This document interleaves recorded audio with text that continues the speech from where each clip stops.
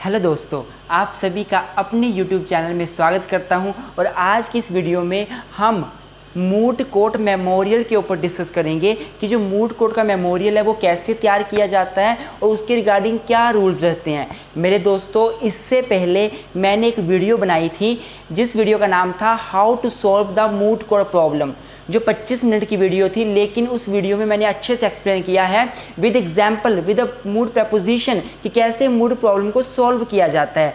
मेरे दोस्तों, अगर आपने वो वीडियो नहीं देखी है तो वो वीडियो ज़रूर देखें, वो आपके लिए बहुत हेल्पफुल होगी। तो आज की इस वीडियो में हम डिस्कस करेंगे how to prepare moot court memorial and what are the rules of moot court. तो आइए दोस्तों, वीडियो की शुरुआत करते हैं।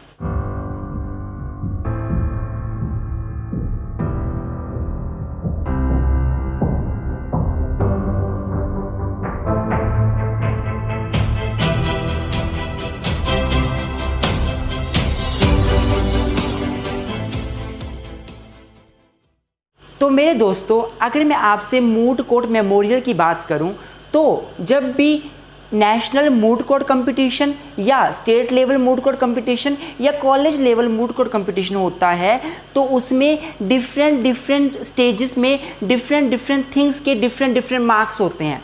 जैसे कि अगर मूड कोर्ट कंपटीशन होना है तो एक मेमोरियल तैयार किया जाता है। मेमोरियल का मतलब क्या है कि जो आपको मूड प्रपोजिशन दी है उस मूड प्रपोजिशन को पढ़कर उसमें फैक्ट्स निकाल कर, उसमें इश्यूज निकाल कर, उसमें अथॉरिटीज़ लगानी, पूरा एक आपको फाइल तैयार करनी पड़ती है। और उसके आपको 100 या 100 से ज़्यादा जितने भी मार्क्स होते हैं प्रिस्क्राइब्ड किए गए वो आपको मार्क्स मिलते हैं। अर्थात अगर आपका मूड मेमोरियल अच्छा होगा तो आपको अच्छे मार्क्स मिलेंगे और अगर आपका मूड मेमोरियल अच्छा नहीं होगा तो आपको अच्छे मार्क्स नहीं मिलेंगे। उसी तरह से एक मूड कोर्ट कंपटीशन में रिसर्चर का भी एक टेस्ट होता है, एक एग्ज़ाम लिया जाता है छोटा सा, उसके भी मार्क्स अलग से मिलते हैं कि रिसर्चर जिसने रिसर्च करी है उसको कितना नॉलेज है। उसे प्रपोजिशन में से ही क्वेश्चन पूछे जाते हैं, वहाँ पे जो लॉज लेड ऑन प्रपोजिशन में जो लॉज का यूज़ किया गया है उसी में से ही क्वेश्चन पूछे जाते हैं और ये पता किया जाता है कि रिसर्चर कितना लायक है। रिसर्चर जो है वो उसने एक्चुअल में रिसर्च करी है या ऐसे ही रिसर्चर बन गया है। तो मेरे दोस्तों, आज मैं मूड मेमोरियल की बात करूंगा कि मेमोरियल मूड कोर्ट का कैसे तैयार किया जाता है। तो मेरे पास ये 2 फाइल्स हैं। अब आप ये सोच रहे होंगे कि ये 2 फाइल जो हैं वो अलग अलग क्यों हैं, एक जो है ब्लू फाइल है और एक जो है वो रेड फाइल क्यों है। तो मेरे दोस्तों, इसके पीछे रीज़न ये है कि जो ब्लू फाइल है वो मेमोरियल तैयार किया गया है प्लेंटिफ की तरफ से और जो ये रेड फाइल है ये मेमोरियल तैयार किया गया है डिफेंडेंट की तरफ से। अर्थात मेरे दोस्तों, सबसे पहला रूल जो आपने मूड कोर्ट की फाइल बनाते हुए या मेमोरियल बनाते हुए याद रखना है वो ये रूल है कि अगर आप रेस्पोंडेंट की तरफ से ये मेमोरियल बनाते हो, रेस्पोंडेंट बोल लो, या फिर आप डिफेंडेंट की तरफ से मेमोरियल बनाते हो तो आपको जो है वो रेड पेज यूज़ करना है। फ्रंट पेज आपका रेड होना चाहिए जो कि बताएगा, जिससे पता चल जाएगा कि ये रेस्पोंडेंट की तरफ से मेमोरियल है। तो make sure you use the red colour of the page for making the first page if you are making the memorial in the side of respondent और डिफेंडेंट। उसी तरह अगर आप जो मेमोरियल है वो प्लेंटिफ की तरफ से बना रहे हो या पटिशनर की तरफ से बना रहे हो तो make sure use the blue colour. तो आपने ब्लू कलर यूज़ करना है जिससे पता चल जाएगा कि ये मेमोरियल जो है वो एक पटिशनर का है। तो एक रूल आपको ये पता होना चाहिए। अब मैं आपको बताऊंगा कि फर्स्ट पेज पर क्या लिखा जाता है, सेकंड पेज में जो इंडेक्स है उस पर क्या क्या लिखा जाता है, आगे कैसे आप इश्यूज़ कैसे लिखते हो, अथॉरिटीज़ कैसे लिखते हो, ये सारी चीज़ें अब आगे हम डिस्कस करेंगे। तो आइए आगे चलते हैं। तो हाँ जी दोस्तों, मेरे सामने रेस्पोंडेंट का मेमोरियल पड़ा है। ये जो मेमोरियल है वो एक कॉलेज के बच्चों का है जो कि रेस्पोंडेंट की तरफ से बना है। तो मैं आपको इस मेमोरियल की सहायता से पूरा बताऊंगा कि फ्रंट पेज पे क्या लिखा जाता है और बाकी पेजेस पे क्या लिखा जाता है। तो सबसे पहले अगर आप ऊपर देखोगे तो यहाँ पे लिखा हुआ है कॉलेज का नाम। जिस भी कॉलेज ने पार्टिसिपेट कर रहे हो आप, जिस भी कॉलेज में मूड कोर्ट के लिए, तो उस कॉलेज का नाम यहाँ लिखा जाता है। और नीचे जिस कोर्ट में आपका केस हो, जिस मूड कोर्ट में आपका केस हो, उस कोर्ट कोर्ट का नाम लिखा जाता है। जैसे कि यहाँ पे सुप्रीम कोर्ट में केस चला हुआ है तो सुप्रीम कोर्ट का नाम लिखा हुआ है। इसी तरह जब आप नीचे आते हो तो नीचे आपको पार्टीज के नेम लिखने पड़ते हैं। जैसे यहाँ पे शीतल पटिशनर है वर्सेस महेश रेस्पोंडेंट है, तो नीचे आपको पार्टीज के नेम लिखने पड़ते हैं। जो भी मूट कोर्ट की प्रॉब्लम आपको मिलेगी तो वहाँ पे जो मूट कोर्ट की पार्टीज होती हैं वो आपको यहाँ पे लिखना पड़ता है। और नीचे आपको लिखना पड़ता है कानून के बारे में जिसके अंडर आप केस कर रहे हो। जैसे कि यहाँ पे जो है स्पेशल लीव पटिशन के अंडर ये पटिशन पड़ी है से आर्टिकल 136 ऑफ इंडियन कॉन्स्टिट्यूशन, तो यहाँ पे इसके बारे में लिखा हुआ है। लेकिन मान लो अगर आपकी प्रपोजिशन में आर्टिकल 32 में रिट पड़ी हुई है तो आप यहाँ पे आर्टिकल 32 ऑफ इंडियन कॉन्स्टिट्यूशन लिखोगे, ना कि 136 लिखोगे। अर्थात जिस लॉ के अंडर आप मेमोरियल बना रहे हो आगे आपने वही लिखना है। उसके नीचे फिर आता है मेमोरियल फॉर रेस्पोंडेंट की, रेस्पोंडेंट की साइड से मेमोरियल है। यहाँ हमें पता चल गया। वैसे भी ये पेज रेड है तो रेड पेज को देखकर पता चल जाता है कि ये मेमोरियल जो है वो रेस्पोंडेंट की तरफ से है। अब मैं दोस्तों मैं आपको अगले पेज में बताता हूँ कि अगले पेज में क्या लिखा जाता है। अगर अगले पेज की बात की जाती है तो यहाँ पे जितना भी हमने मूट कोर्ट में आगे काम किया होता है वो सारा इंडेक्स यहाँ पे बनाया जाता है। सबसे ऊपर तो कॉलेज का नाम वैसे ही लिख दिया, आपको दिख रहा होगा कॉलेज का नाम लिखा हुआ है। नीचे टेबल ऑफ कंटेंट्स लिखा हुआ है। इसका मतलब है कि हमने आगे क्या क्या इस मूट कोर्ट में, इस मूट कोर्ट की फाइल में, इस मेमोरियल में बनाया हुआ है। जैसे कि यहाँ पे हमने पर्टिकुलर बनाए हुए हैं और यहाँ पे पेज नंबर लिखे हुए हैं। पर्टिकुलर में सबसे पहला हमारा जो पेज है वो इंडेक्स ऑफ अथॉरिटीज़ की बात करता है जो कि पेज नंबर 3 पर है। दूसरा केस रेफर, जितने भी केस आपने रेफर किए हैं इस मेमोरियल में उसकी बात की गई है। तीसरा जो है जो आपने इश्यूज बनाए हैं वो पेज नंबर 5 पे हैं। चौथा स्टेटमेंट ऑफ फैक्ट्स है कि जो केस के फैक्ट्स हैं। मेरे दोस्तों याद रहे आप स्टेटमेंट ऑफ फैक्ट्स जो है वो इशू रेज से पहले भी लिख सकते हो, इसमें कोई दिक्कत नहीं है। पहले आप स्टेटमेंट ऑफ फैक्ट्स लिख सकते हो, उसके नीचे आप इशू रेज्ड भी लिख सकते हो। नीचे जो स्टेटमेंट ऑफ जुरिसडिक्शन की बात करी गई है कि कोर्ट के पास जुरिसडिक्शन है या कौन से कोर्ट में ये केस पड़ा हुआ है। दोस्तों याद रहे आपने जब भी मेमोरियल बनाना है तो जुरिसडिक्शन का बिल्कुल ध्यान रखना है, क्योंकि अगर आपकी जुरिसडिक्शन सही नहीं होगी तो आपका केस देखा ही नहीं जाएगा और जुरिसडिक्शन के बेस पर आपका केस जो है वो ख़त्म हो जाएगा, आपका केस आप हार जाओगे। नीचे लिखा हुआ है statement of summary of arguments. Summary of arguments का मतलब है कि जो आपने इश्यूज बनाए हैं उसके आपने स्मॉल 5-6 लाइनों में, 2-3 लाइनों में आपने आर्गूमेंट्स देने हैं। अभी एडवांस आर्गूमेंट नहीं आए हैं, अभी जस्ट आप समरी दे रहे हो, फिर नीचे आपके एडवांस आर्गूमेंट शुरू हो जाते हैं। 10 से 19 तक पेजेस, अबाउट 9 या 10 पेजेस में ये एडवांस आर्गूमेंट आपके कवर हैं। अर्थात एडवांस आर्गूमेंट्स में आपको काफ़ी ज़्यादा पेज लगाने पड़ते हैं, काफ़ी ज़्यादा आपको टाइम लगाना पड़ता है और वो लेंथ में लिखे जाते हैं। लेकिन समरी ऑफ आर्गूमेंट्स में जस्ट आपने एक समरी से लिखनी होती है कि आपके आर्गूमेंट्स की मेन जो समरी है वो क्या है। और नीचे प्रेयर, ये बहुत ही महत्वपूर्ण पार्ट है आपके मेमोरेंडम का, आपके मेमोरियल का। प्रेयर आपको लिखनी पड़ती है कि आप कोर्ट से क्या प्रेयर कर रहे हो। अगर आप कोर्ट से कुछ प्रेयर नहीं करते हो, कुछ डिमांड नहीं करते हो रिलीफ, तो याद रहे आपको रिलीफ नहीं मिलेगा। और लास्ट में है वेरिफिकेशन। तो मेरे दोस्तों इसी तरह से आई होप आपको इंडेक्स का पेज समझ आ गया होगा कि इंडेक्स में हम क्या लिखते हैं।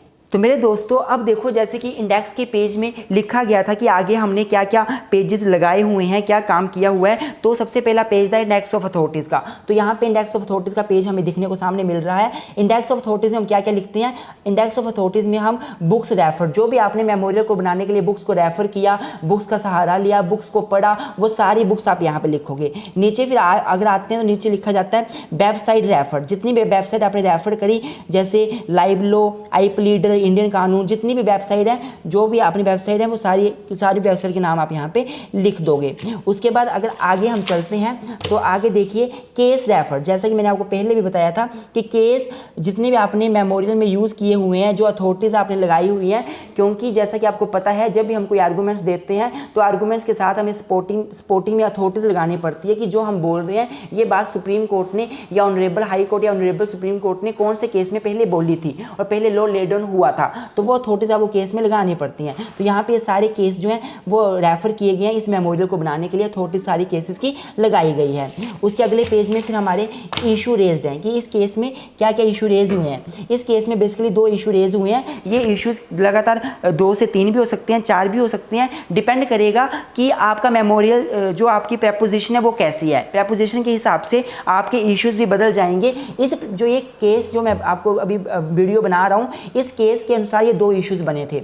उसके बाद आगे अगर आप पेश करते हो तो स्टेटमेंट ऑफ फैक्ट्स है, अर्थात आपके केस के फैक्ट्स क्या हैं। मेरे दोस्तों याद रहे कि स्टेटमेंट ऑफ फैक्ट्स आप इशू रेज करने से पहले भी लिख सकते हो और बाद में इशू रेज कर सकते हो। यहाँ पे स्टेटमेंट ऑफ फैक्ट्स खत्म हो जाता है। अब यहाँ जुरिसडिक्शन की बात की गई है कि कोर्ट के पास जुरिसडिक्शन है या नहीं है, या कौन से कोर्ट में आपने केस डाला गया है। याद रहे आपका केस बिल्कुल सही कोर्ट में पड़ना चाहिए। अगर मान लो डाइवोर्स की पिटीशन है और वो आपने नीचे वाले जूनियर जज के पास डाल दी तो आपका केस डिसमिस हो जाएगा, क्योंकि डिवोर्स फैमिली मैटर जो वो फैमिली कोर्ट या डिस्ट्रिक्ट कोर्ट सुनता है, इसलिए जुरिसडिक्शन का बिल्कुल ध्यान आपने रखना है। उसके बाद जो अगला पेज है वो अगला पेज है हमारा summary of argument. Summary of arguments का मतलब क्या है कि आपने शॉर्ट में आर्गूमेंट्स देने हैं, लॉन्ग आर्गूमेंट्स की बात यहाँ पे नहीं की जा रही है। आपको बस जस्ट आपके जो 2 इश्यूज हैं या 3 इशू या 4 इशू, आप उसके समरी क्या है आपके आर्गूमेंट्स की, आपने यहाँ पे वो मेंशन करनी होती है। जब आपने ये मेंशन कर दी तो अगले पेज में आपने एडवांस आर्गूमेंट आपके शुरू हो जाएंगे। मेरे दोस्तों याद रहे, अगर मैं एडवांस आर्गूमेंट की बात करूँ तो इसमें एक आर्गूमेंट के ऊपर 5-5 पेजेस भी लग जाते हैं, 4-4 पेजेस भी लग जाते हैं। तो आप देख सकते हो ये जो हमारा आर्गूमेंट है, ये जो हमारा फर्स्ट इशू है यहाँ से शुरू हुआ है। अब फर्स्ट इशू की बहुत सारी सब हेडिंग्स भी आपको देखने को मिलेंगी, जैसे कि guardianship of minor child, natural guardian of Hindu minor. तो बहुत सारी हेडिंग्स, सब हेडिंग्स यहाँ पे बनानी पड़ती हैं अपने आर्गूमेंट्स को सपोर्ट करने के लिए। अब ये एडवांस में आर्गूमेंट्स है तो काफ़ी लेंथी है। यहाँ भी आर्गूमेंट्स अभी चला हुआ है, यहाँ भी अभी तक हमारा आर्गूमेंट चला हुआ है।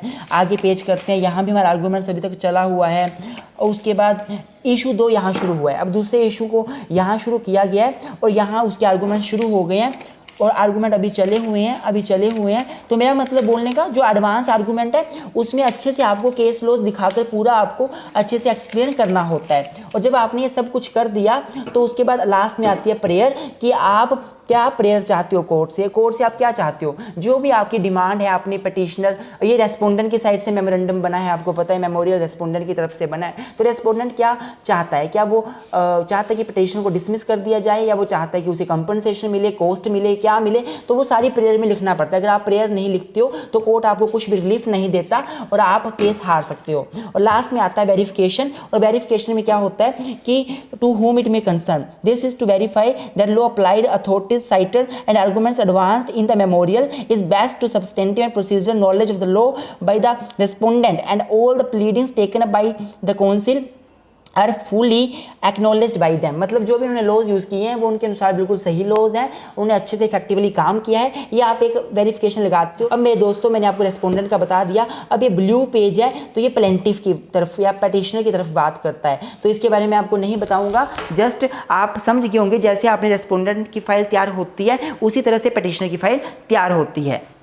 आई होप मेरे दोस्तों आपको इस वीडियो में पता चल गया होगा कि मेमोरियल कैसे बनाया जाता है। अगली वीडियो में हम ये डिस्कस करेंगे कि जब आपने कोर्ट के सामने आर्गूमेंट्स करने होते हैं तो उसमें कुछ रूल्स का ध्यान रखना पड़ता है। मेरे दोस्तों मैं आपको एक और बात बता दूं कि जब भी आप मूड कोर्ट कंपटीशन में पार्टिसिपेट करो तो जो मूड कोर्ट कंपटीशन ऑर्गेनाइज करवाने वाला कॉलेज है, जो भी कॉलेज या यूनिवर्सिटी ऑर्गेनाइज करवा रही है, उसके अपने अपने रूल्स होते हैं मेमोरियल बनाने के लिए रिगार्डिंग कि मेमोरियल में आप कितने स्पेसिंग दोगे, ऊपर कितना स्पेस छोड़ोगे, नीचे कितना स्पेस छोड़ोगे, साइड में कितना स्पेस छोड़ा जाएगा, इसके लिए स्पेसिफिक रूल्स होते हैं। तो मेक श्योर कि आप उन रूल्स को जरूर फॉलो करें। अगर आपने उन रूल्स को फॉलो किया, इनफैक्ट वहां पे पेज लिमिट लिखी होती है कि आपने मेमोरियल 30 पेजेस में या 40 पेजेस में कवर करना है, तो आप उस चीज़ को जरूर फॉलो करें। अगर आप उस चीज़ को फॉलो नहीं करते हो तो आपको मार्क्स अच्छे नहीं मिलते। तो जब आप मूड कोर्ट कंपटीशन में पार्टिसिपेट करो तो इन सभी चीज़ों को बिल्कुल वेटेज दो, और वेटेज देने के साथ आप क्या कीजिए, मेमोरियल तैयार कीजिए अच्छे से, ताकि आपको अच्छे से मार्क्स मिले। थैंक यू मेरे दोस्तों, हमारे चैनल को सब्सक्राइब करें।